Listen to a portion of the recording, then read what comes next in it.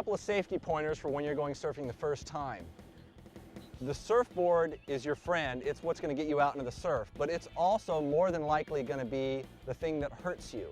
Because if you let go of it during a wipeout or while you're paddling out, it's going to flop around and probably come back and hit you. So at all times, if you can, keep your hands on that board and hold it into you. It'll keep it from hitting you later, and it'll also bring you right back to the surface in the event of, a wipeout or going underwater. So try to stay in control of your board. Because surfboards, they're made out of hard fiberglass and epoxy. They've got fins on them, and the backs of fins can be real sharp. So these things can come and hit you. So if you wipe out, you want to go underwater and you want to stay there for 5 or 10 seconds. Let that surfboard get away from you. Usually you'll have a leash on your surfboard, so the surfboard's only going to go 10 feet away. And when you feel that leash pulling on your ankle, you know your surfboard's out of the way and it's safe to come up to the top. Safe wipeout tip is always cover your head. When you go underwater, you're not sure where your board is, cover it up.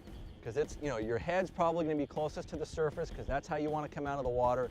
Always lead with your hands over your head. Even if your board's just floating there, it's no fun to just take it straight on the head. So lead with your hands, cover up. It saves a lot of the facial injuries. You want to stay beautiful. Don't get hit. When you fall, you're going to go underwater. It's very rare that when you fall that you'll just float right on top. You're definitely going to penetrate, whether it's the soup in the white water or the clean, glassy face. You're going under. So keep your mouth shut, close your eyes, cover your head, and go under. Count to 3, count to 5. Trust me, you're not going to be under that long. And you're going to come up, cover your head as you come up, and you'll be fine. Just keep your mouth shut. It's a good idea when you go surfing for the first time to go with someone else. Ideally with a surf instructor if you can, because they'll really help. They can do some hands-on stuff that make life a lot simpler. But always bring a friend, because you never know when something's going to happen. You take a surfboard in the head, get a little disoriented. You want somebody that can drive you home. And the other way around is if you go with somebody and it's their first time, you get all their stuff if they don't make it. It's kind of a neat deal. So always surf with a friend.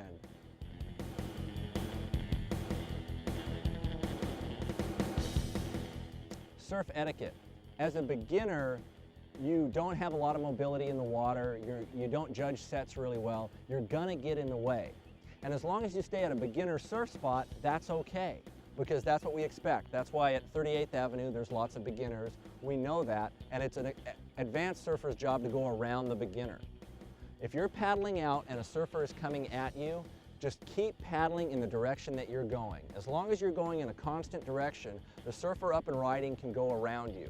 He's got the speed and mobility, because that surfer's on a wave, to go around you. So just keep going in one direction. You want to avoid, looking at him and going, which way are you going to go? You start doing this and it guarantees the two of you are going to run into each other at speed.